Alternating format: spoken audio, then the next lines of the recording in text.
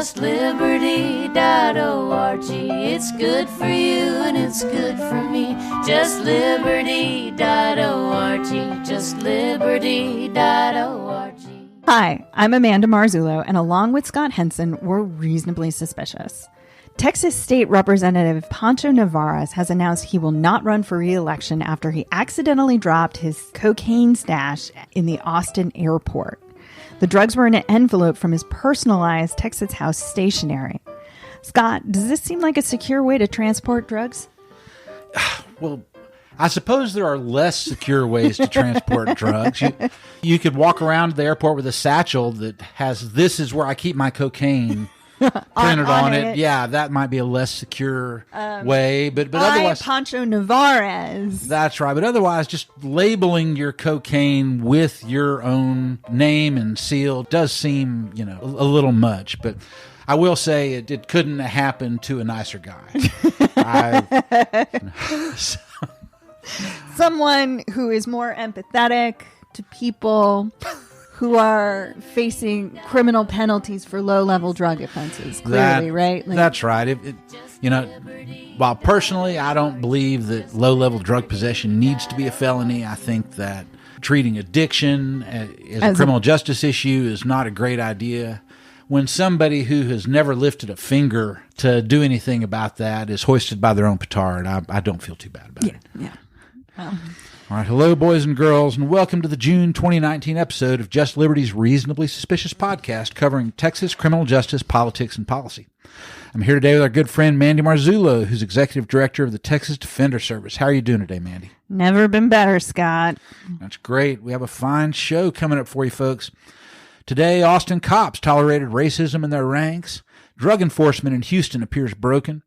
And DNA mixture evidence comes under fire from a federal judge. Mandy, what are you looking forward to talking about on the podcast today? The recent detention issue, actually, in Victoria County. I'm always excited to talk about the criminalization of public health.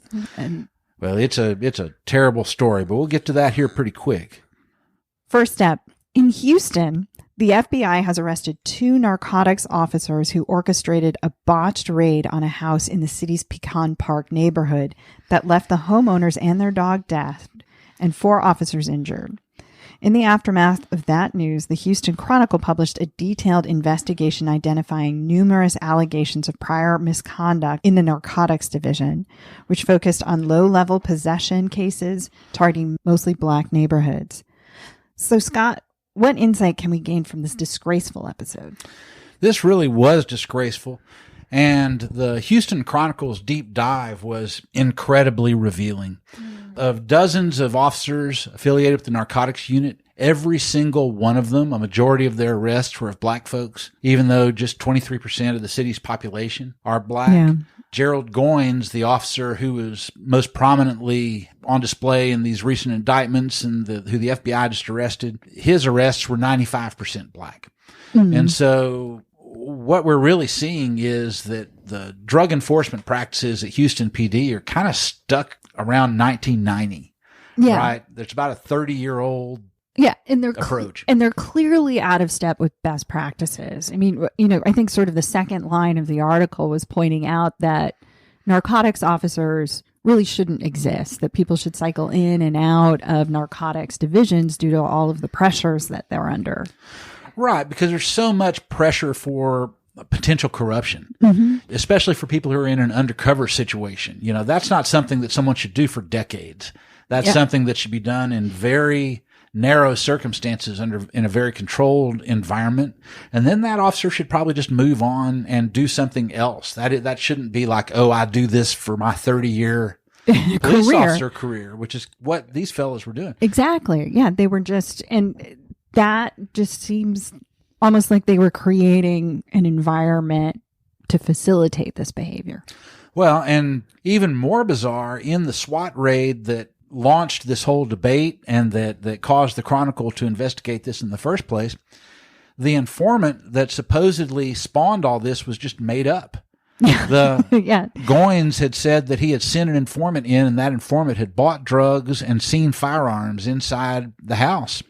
And it turned out that informant did not exist. And he just lied. Well, I don't understand why you would do that. And then it's sort of like the fruit of the poisonous tree, the person who called in that the report that drew his attention to the house in the first place is also charged in this case. That's right, for making a false report. Although whether or not that report was false, once the cops begin fabricating informants and that to me is the big story. The 911 caller, I don't approve of like swatting houses. That's kind of what that is, where she calls in 911 to get the SWAT team to go in. But the police have a responsibility to investigate before you do that. And when your investigation is, I'm going to fabricate evidence and take it to a judge and get the judge to approve this no-knock warrant based on a lie that I know is a lie. Wow. Well, I guess that's what, actually I think it's Goins' attorney who made a comment that the caller's charge is what really stood out to him about the case.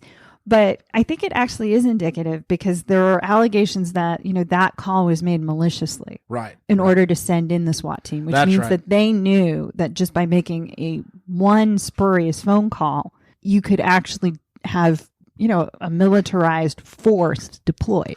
Right. And this is something you see online. The phrase is swatting someone, right? Yeah. To make a false allegation that's intended to draw down the cops. And that may well have been what was going on here. Certainly the person was trying to make an apparently false allegation in one way or the other. But again, that level of culpability compared to then an officer taking that information and just fabricating evidence, taking it to the judge. No. My point is that it's an index of how bad the corruption is, and everyone knows that's that how it's it open works. and notorious that there is a problem in the narcotics division. Is what I think that charge is getting to. Right. Obviously the facts are going to be fleshed out more over the next several weeks. I don't want to be sued right now, although I'm probably judgment proof. Just saying. What really struck me here, we've not seen, frankly, this level of in-depth journalism on drug war cases since Texas shut down its system of regional narcotics task forces. For folks who aren't aware, about 20 years ago, there were some bad innocence cases where undercover drug cops were setting up innocent people, very much like what caused this SWAT raid. And there was an array of reforms aimed at that didn't seem to solve the problem. And eventually Governor Perry just shut down about 4 dozen of these task forces that were all around the state that engage in exactly this type of low-level drug enforcement. That they're mainly going after these less than a gram cases. And I think they said 70% of the cases that this narcotics division made were all less than a gram cases. So they're not actually getting to the supply chain. That's right. And moreover, of those less than a gram cases, in 2018, 46% were dismissed. So they're not even making cases the prosecutors are able to take forward in many cases. Really makes you think that narcotics unit is just a black hole of malice and awfulness, and maybe should just be flat out disbanded. Something's going on there that's gravely wrong. Yes.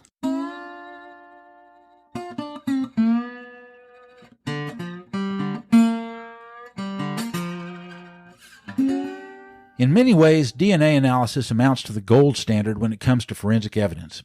But when DNA from multiple sources is mixed, that gold standard status falls away and courts must rely on a murkier, much less certain brand of evidence. Longtime listeners will recall that problems arose in 2015 with bleeding-edge algorithms used to interpret DNA mixtures. Every crime lab in Texas was using flawed math to interpret this evidence, it was revealed at the time. State leaders urged crime labs to switch to an approach called probabilistic genotyping, which uses sophisticated Bayesian math to make estimates where there wasn't enough probative evidence to do so before. Texas courts have so far allowed this evidence, but have never formally ruled on whether the science underlying the method was reliable enough to use in court. But now, a federal judge in Michigan, Judge Janet Neff, has declared the most common probabilistic genotyping software doesn't pass the Dalbert standard for admission into court. Mandy, this ruling doesn't apply in Texas, but it weighs in on an issue that's very much still playing out here and which may ultimately be decided by the U.S. Supreme Court. What are the implications if her stance prevails? What you're sort of laying up in the question, which is that this form of DNA testing probably isn't a solution to the issue that they wanted it to solve. Because in her ruling, she's noting that you need a certain quantity of evidence to begin with. Right. And that, it can only be up like a maximum of 3 sources, and at least 20% of the DNA needs to come from the target or the investigational target. And so, it means that probably in touch DNA cases, which this is. Right. It was just several people had touched a handgun. Exactly. It was a felony possession of a firearms case, which in and of itself makes it kind of an interesting case to be running DNA on. It's sort of a low-level federal crime. Right. And in that case, it was 7%. And she said, this just isn't reliable on the basis of that. Given everything that we know, we cannot admit this evidence. That's right. So it makes you wonder, well, what real benefit is there to these mixture testing?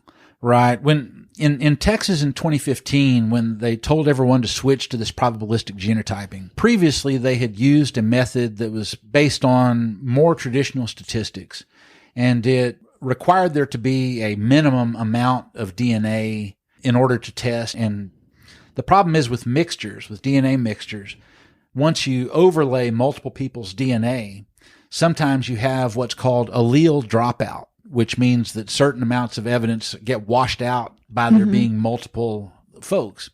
And what this probabilistic genotyping does is use these very sophisticated mathematical models, these Monte Carlo Markov chain mathematical models that are way beyond my ability to truly understand, to estimate what those alleles would have been if they had not been washed out. So you're sort of estimating what evidence would exist if it existed, except it doesn't, so we only have your estimate. And because of that, the probability software has a different result every single time because it's just an estimate. It's not actually measuring something. It's estimating what would be there. And it turns out, even with this probabilistic genotyping, we still have to have a fair amount of the DNA there. That's what this judge is saying. You can't just have like single-digit percentages and we're making estimates at that level. You need some volume of DNA to make a judgment from. And with the 7% that was in this case, they were saying you're really just talking about a few cells to judge from, and it's just not quite probative. We were told here in Texas, when they switched from the old method to the new one, that the big barrier to success was still going to be, okay, some DNA is just too complicated to judge. We were told you can't analyze crap, is what Bruce Badoli was said. saying. Yeah, I think he was also saying too in his presentations that a lot of DNA analysis really depends on the number of contributors and what you know about who's been handling the evidence. That's right. And that the devil is in these multiple mixture samples where they don't know how many people have actually contributed to the sample. So you might falsely conclude that someone is a match if you think that it's 2, like a 2 sample person. But if it's 3, that person may actually be excluded.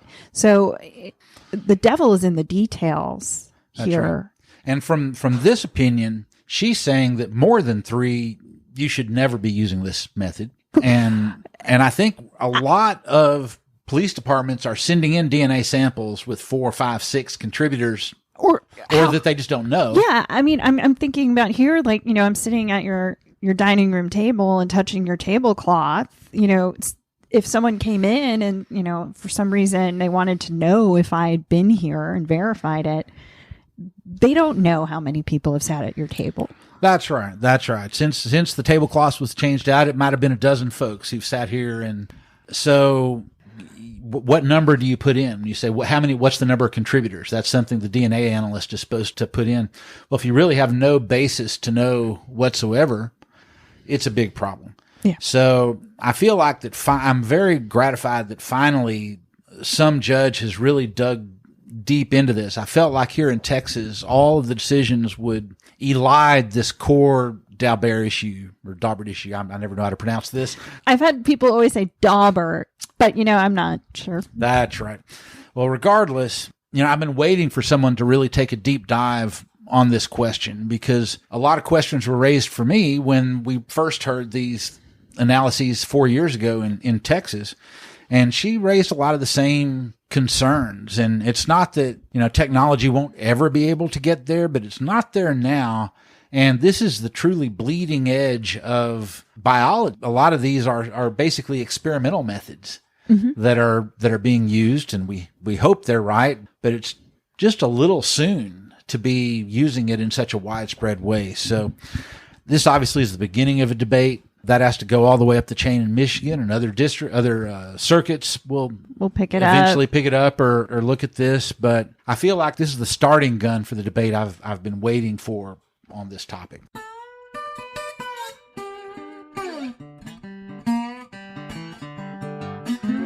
Now it's time to play Fill in the Blank, in which Mandy and I suggest different ways to finish the same sentence.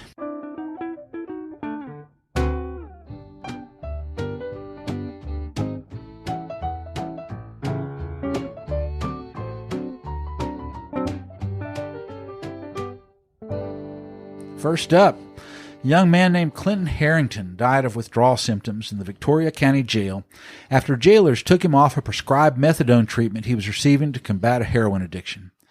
Medical records indicated he died in excruciating pain without proper care, the paper reported.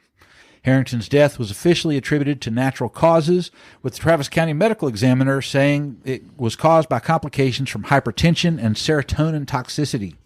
But medical experts dismissed that finding, pointing to the jail weaning him off methadone much more quickly than established protocols would dictate. So, Mandy, fill in the blank.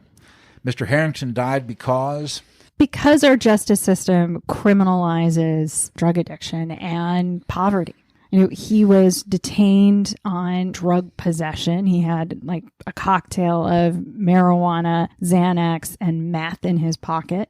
But the reporting that I saw didn't indicate that there was any intent to distribute there. It was just possession of those drugs. That's right. He's somebody who had a severe injury, gotten hooked on opioids via painkillers, and was self-medicating. That's right. Well, self-medicating, ended up on the methadone to get off of the opioids, but had run into addiction trouble. Yeah. So right there, I think a lot of experts would argue that he shouldn't have been held in detention at that point. He's being held because he can't make bail. His grandmother is trying to scrape together funds to get him out. And in the meantime, he asks for help with his addiction, just also demonstrating that he is someone who is looking to lead a productive life. Right.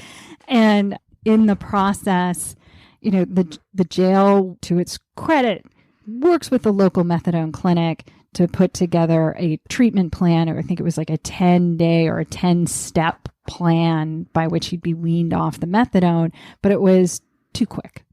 And in the process, he was requesting help, and the jail wasn't responding. And the stories here are particularly dramatic because they needed him to request assistance in writing, but he was in too much pain to fill out the form, so someone else was completing it for him. And any medical care assistance program that requires someone to fill out a form is crazy. Right. Well, and that gets me to my answer. I would say that Mr. Harrington died because the jail simply didn't care. The jailers simply weren't exhibiting sort of the basic humanity you would when a human being is in excruciating pain. I mean, we saw this happened over and over for days, and he's asking for help. And somebody somewhere should have figured out something was wrong. Yes, they'd gotten this 9-day step down from the clinic, and all of the experts that the reporter talked to nationally said that's way too short, that it should take many weeks to step down from the level of methadone he was on. And so that clinic definitely has some answering to do.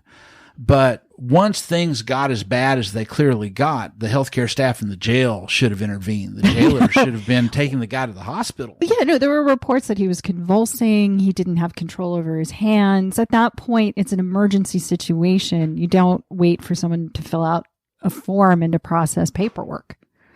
That's exactly right. So this is a tragedy compounded by really just neglect from my perspective.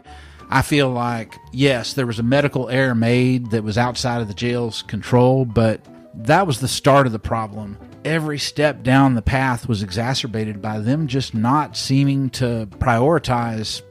Well, you should never, someone who's suffering from that level of an addiction problem, I think it's inappropriate for them to be in the justice system. That's right. The jail's not the place to get drug treatment in the first place, and it's not simply drug treatment to take someone who's so addicted they have that severe withdrawal and just take them off cold turkey, which is the only reason jail might be where you even do in the it. mix. So, yeah, this is evidence that that's just a bad approach from the get-go.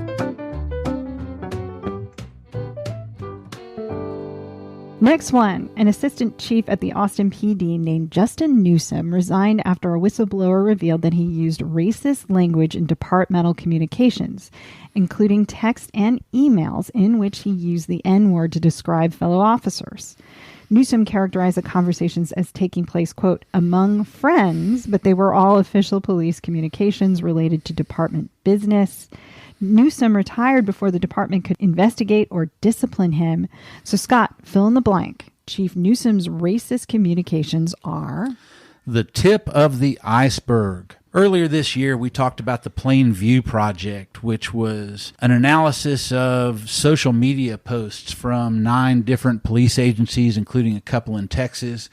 And at each of these agencies, they found that around 15% of officers overall that they analyzed were issuing these racist or misogynistic or hyper-violent, problematic social media posts. And this was something that was consistent across agencies. They all had this sort of underbelly, this subculture that was engaging in this type of behavior. Well, what this tells us is the social media are just the boldest and brashest of those folks. I mean, what's going on in internal communications in this case was even more revealing. And local advocates, in fact, have been calling for, in the wake of this, for Austin PD to do an analysis of the internal communications, of the text messages, the emails, the instant messaging, to identify whether there are other officers who were engaging this type of behavior. Calling your fellow officers, dumb N-words is pretty brazen. And this is an assistant chief. The people he was saying, the friends he was communicating with were other assistant chiefs. So it isn't really just, that's just what I say among friends. Yeah, all your friends are high-ranking cops, so that's not making us feel better. Yeah, and I agree absolutely. I think, the only thing that I'd add to that or sort of supplement is that, for the social libertarians out there who really believe in the First Amendment, this is counter to the Austin PD's mission. This type of language means that there are factions within its staff, that different pieces of the organization are not working together because of how they're viewing each other, and it destroys the relationship with the community. Moreover, if you want to exercise your First Amendment rights to issue racist commentary, then you don't need to be wearing a badge and a gun to do that. Right? It's one thing to say, I have a First Amendment right to behave that way. But when you're doing it on the job as a police officer. Yeah. And that's the thing, right? Is that you're on the job as a police officer and you can't do your job. No informant from a minority community is going to want to give information to a police officer who they know has a racial bias against them. That's right. So, I mean, just right there, the function is being undermined by this behavior. And I would dare say that probably African-American police officers probably wouldn't be too interested in working with the guy either. So on top of that, I just want to drive that last point home in case any of our conservative listeners have any doubt. Right. You can exercise your First Amendment rights to be a racist on your own time. is my thought. Maybe. Well, as a police officer, leave that stuff at home. Okay, last one. The Sixth Amendment Center issued a major report about the right to counsel and indigent defense commissioned by Potter and Armstrong counties using federal grant funds.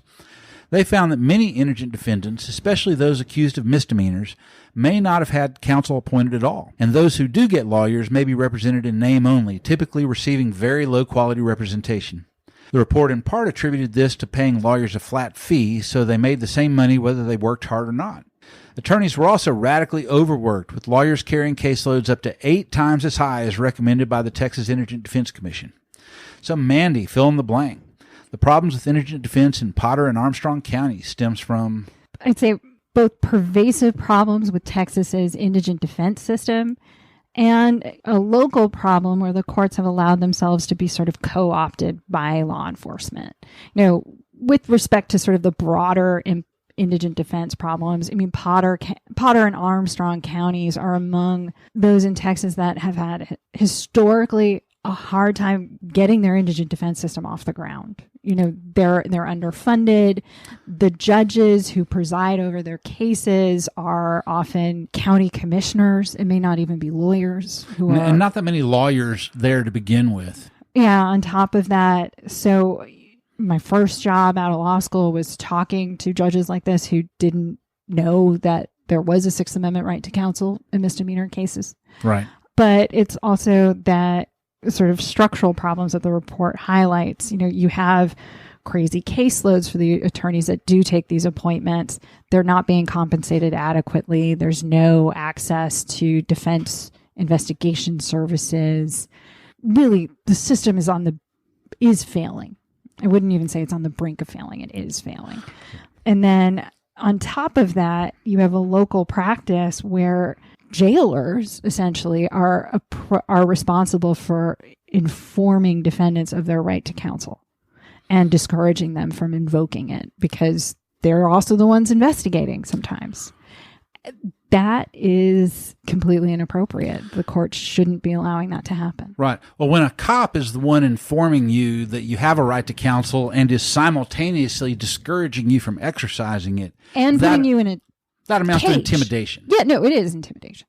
So I definitely agree with that. I would say that the problem there stems from, frankly, crappy judges. I think that the judges, and I know some of them, maybe on some of these issues are decided by the county judge, who may not even be an attorney. But clearly the judges are just allowing practices that are illegal, unconstitutional. This intimidation of people out of the right to counsel is very bad news. There was another allegation, not an allegation, it was an observation, that judges were requiring indigent defendants to repay the cost of their attorneys without having any hearing or any analysis of whether they could afford to. The report declared this is brazenly against Texas state law. But bizarrely, brazenly throughout the state. Right. That is something that has been occurring for at least a decade, I think perhaps even longer. But very clearly, the judges were just ignoring some of their fundamental duties in these processes to try and make the cases clear more quickly. But you're putting your thumb on the scale on behalf of the prosecution in essence. Over and over and over.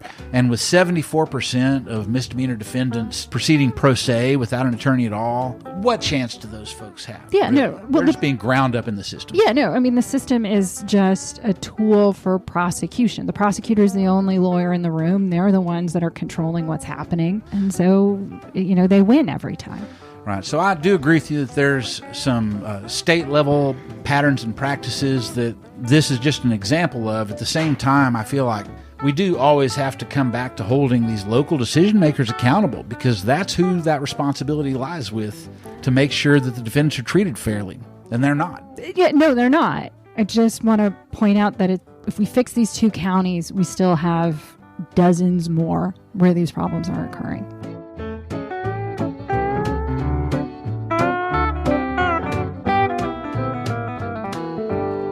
Now it's time for our rapid-fire segment we call the Last Hurrah. Mandy, are you ready? All set. Let's do this. Federal bail litigation in Harris County has finally concluded after Judge Lee Rosenthal signed off on long-awaited settlement language and issued a consent decree. Mandy, what should the public take away from this outcome? This is an exciting improvement in Harris County, and I'm thrilled, and the public should be thrilled, that we're not spending millions of dollars to detain people who are not a threat to public safety. What's also exciting is that this is a really big civil rights victory that was obtained in Texas courts. I mean, it's a federal court, but it's still a Texas-based court. And that means that I think it holds the prospect for future litigation. Right. There was a lot of people who thought the Fifth Circuit would never let something like this happen, and here we are. Next one. Governor Abbott ordered state agencies to intervene after Austin modified but refused to abandon its stance against arresting homeless people for sitting or lying down on public property. The Department of Transportation has begun cleaning out homeless encampments under highway overpasses, and the governor ordered a camping site set up for the homeless east of town. Scott, what do you make of this outcome? Part of me finds this quite funny, I have to say, because I had written on my blog that if Governor Abbott intervened in Austin's situation, that he would own the homeless issue, that if homelessness continued afterward, that it would be his responsibility, it would be on him. Well, now he literally owns his own homeless encampment, which he has created without any budget line item, without any staff, without any facilities. I'm not sure this was the outcome that he intended, but I find it kind of humorous. He not only owns the issue politically, he literally now owns his own homeless encampment. That's amazing to me. Okay, last one. Last month, we interviewed attorneys for Rodney Reed, who was scheduled to be executed on November 20th. Since then, bipartisan legislative support has arisen for the governor to issue a reprieve. Celebrities from Kim Kardashian to Dr. Phil have weighed in on the case, and the Court of Criminal Appeals stayed his execution to consider his actual innocence claims, among others. Mandy, why has Reed's situation generated so much public support for his position compared to other death penalty cases? So I think it's two things. I think the first thing that's really kind of important for courts to keep in mind, especially as they're looking at this case, is that it is kind of extraordinary. There are a lot of issues with his case, questions that really go to the heart as to whether or not he did it, that have remained unresolved despite decades of litigation.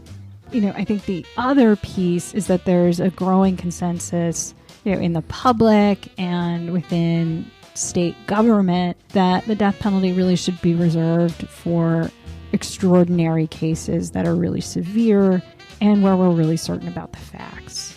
The Gallup poll just came out, and for the first time, I think since the 1970s, a majority of Americans support life without parole over the death penalty. Even death penalty sort of proponents, when they're pushing legislation to expand use of the death penalty in Texas, like we saw this past session, they're doing it with opening statements saying, yeah, there are problems with how the death penalty is administered, and we need to be mindful of that. And I think that's why we had such an overwhelming number of politicians in Texas, from Ted Cruz to the most liberal Democrats, saying that an execution was inappropriate in this case at this time. All right. Well, we're out of time, but we'll try and do better the next time. Until then, this is Scott Henson with Just Liberty. And I'm Amanda Marzullo with the Texas Defender Service. Goodbye, and thanks for listening. You can subscribe to the Reasonably Suspicious podcast on iTunes, Google Play, or SoundCloud, or listen to it on my blog, Grits for Breakfast. We'll be back next month with more and hopefully better news, and until then, keep fighting for criminal justice reform. It's the only way it's going to happen. Just a quick shout out to Judge Alcala. We miss you, as always, and to Insha with the Vera Institute of Justice. All right.